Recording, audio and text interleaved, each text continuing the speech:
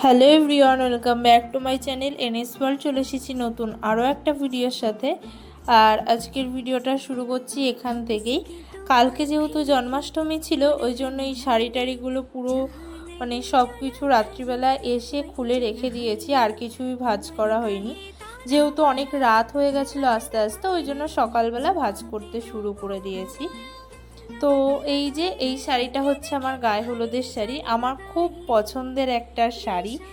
কারণ এই শাড়িটা যখন নিই তখন সবাই প্রথমে বলেছিল না থাক, এই শাড়িটা নিতে হবে না, গায়ে হলুদে অন্য কোনো শাড়ি পরতে। কিন্তু তারপরে এই শাড়িটা আমি নেব বলে দোকানে দাঁড়িয়েছিলাম রীতিমতো। যাই হোক, তারপরে তো শাড়িটা নিয়েই নিয়েছি। তো অনেক সকাল সকাল, এখন বাজে প্রায় ওই 9:30 10টা। এখন ঘুম থেকে উঠলাম, উঠে এইগুলো সব ফোল্ড করব, তারপরে বিছানাটা সেট করে ঘরটর ঝাড়ু টাড়ু দেবো। তোমাদের দাদাভাই চলে যাওয়ার পরে আরেকটু আমি ঘুমিয়েছিলাম, কারণ ও তো অনেক রাতে ঘুমিয়েছে, ওর ওই জন্য সকালবেলা ভোরবেলা যেতে হয়নি, একবারে 8:30টার সময় গেছে। আর তারপরে আমি একটুখানি ঘুমিয়েছিলাম। আর অনেকগুলো দিন পরে আমি ব্লগ দিচ্ছি, কারণটা কি সেটা তো তোমরা আগেই জানতে পারবা। এটা বলতে পারি খুব একটা বিশেষ কারণের জন্য আমি এতগুলো দিন ব্লগ দিইনি। যাই হোক, এখন থেকে রোজই ব্লগ আসবে একটা করে, এটুকু বলতে পারি।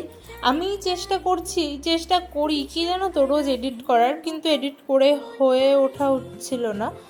তো যাই হোক, এখন থেকে আসবে রোজ একটা করে ব্লগ, আর তোমরা সেগুলো দেখবা অবশ্যই, আমি জানি। এখানে আমি কাপড় জামা ভাঁজ করতে করতে আমার এখনও ঘুম কাটেনি, চোখে এখনও ঘুম আছে, আমি তাকাতে পারছিলাম না। জোর করে তাকিয়ে আমি জামা কাপড়গুলো গোছাচ্ছি, কারণ এই কাজগুলো আমাকে নিজের কাজ করতেই হবে, এখানে তো কেউ করে দেওয়ার নেই কাজগুলো। আর এখন না এইখানে ভোরের দিকে হালকা হালকা ঠান্ডা লাগছে, ওই জন্য আমি কাঁথা গায়ে দিচ্ছি। আমারই লাগছে কিনা আমি বুঝতে পারছি না, তোমাদের দাদাভাই তো বলছে না খুব একটা ঠান্ডা নেই, কিন্তু আমার যেন হালকা হালকা ঠান্ডা লাগছে, ওই জন্যই আসলে। আর এই কাঁথাটা না আগেকার কাঁথা, অনেক দিন আগে, আর এগুলো নাকি হাতে সেলাই করা। আমি যতদূর সবাই বলল, এই যে ডিজাইনগুলো লম্বা লম্বা, এগুলো সব হাতে সেলাই করা। আগেকার মানুষ এগুলো খুব ভালো পারতো, এখনও অনেকে পারে, কিন্তু বেশিরভাগ মানুষই এগুলো এখন আর পারে না। তো তোমরা থাম্বনেলে তো দেখতেই পেয়েছো, আর টাইটেলে, যে হঠাৎ করে কি এমন ঘটলো যার জন্য আমাদের 1 মাস হতে না হতেই আমাদের আবার বাড়ি যেতে হবে। তো হ্যাঁ, আমরা খুব তাড়াতাড়ি বাড়ি যাচ্ছি, কয়েকদিনের মধ্যে। এটা কয়েকদিন আগে থেকেই আমরা জানতাম যে যাব, কিন্তু তোমাদের দাদাভাই ছুটি পাবে কি পাবে না সেটা শিওর ছিলাম না, এখনও পুরোপুরি শিওর না যে ছুটিটা কনফার্ম হবে কি হবে না। কিন্তু যতদূর আশা করতে পারছি আমরা বাড়ি যাচ্ছি, আর সেটাও খুব একটা বিশেষ কারণে। সেটা তোমরা দেখলেই ব্লগগুলো পরপর বুঝতে পারবা কি এমন কারণের জন্য যেতে হচ্ছে। আমাদের কোয়ার্টারে আসার এখনই 1 মাস 4-5 দিন মতো হয়েছে। তো এখনই আমাদের কোনো একটা কারণের জন্য আবার বাড়ি চলে যেতে হচ্ছে। তো সেই জন্যই বলছি, ব্লগগুলো তোমরা দেখতে থাকো, তাহলেই বুঝতে পারবা কি কারণের জন্য বাড়ি যাচ্ছি আর কি হচ্ছে না হচ্ছে। যাই হোক, তারপরে এখানে চলে এসেছি ভাত বসাতে, রান্না করতে।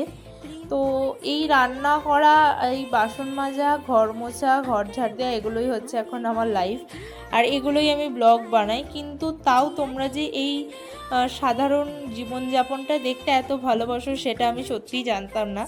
এই কদিনে আমি বুঝতে পেরেছি, কারণ কদিন ধরে আমি তো ব্লগ দিতে পারছি না। তোমরা এত কমেন্ট করেছো, দিদিভাই ব্লগ দাও, দিদিভাই ব্লগ দাও করে। আর আজকে যখন আমি একটা শর্টস পোস্ট করেছি, সেখানেও তোমরা কমেন্ট করেছো যে আমার ব্লগকে তোমরা অনেক মিস করছো, তার জন্য অনেক অনেক অনেক ধন্যবাদ তোমাদের এত এত এত ভালোবাসা আমাকে দেওয়ার জন্য। আমি কোনোদিনও ভাবিনি, সত্যি কথা বলতে, আমি এত ভালোবাসা পাবো ইউটিউব থেকে। তোমরা আমার ভিডিওগুলো এত পরিমাণে ভালোবাসবে।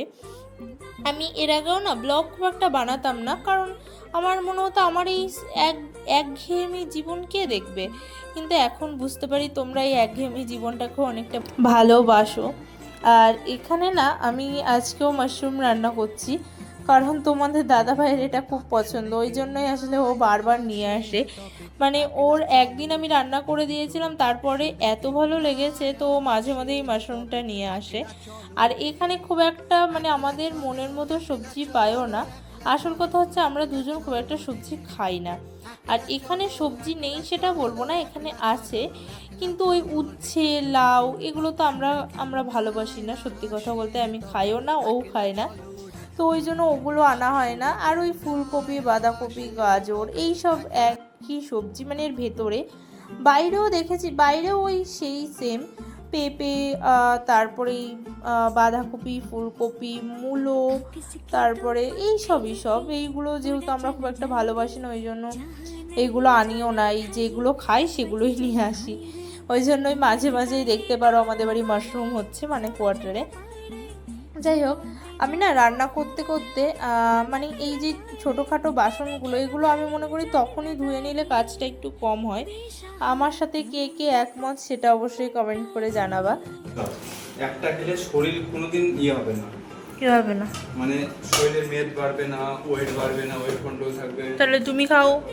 আমি খাবো তো সকালবেলা। কবে কবে থেকে? ভাত দাও তারপরে বলবো। এখানে আমাদের দুজনের মধ্যে শসা খাওয়ার গল্প হচ্ছিল। এখানকার শসাগুলো একটু অন্যরকম টেস্ট, যেটা আমার ভালো লাগে না, তাই ও আমাকে বলছিল যে এগুলো খাওয়ার কত উপকারিতা। আর তারপরে তো ও চলে গেছে।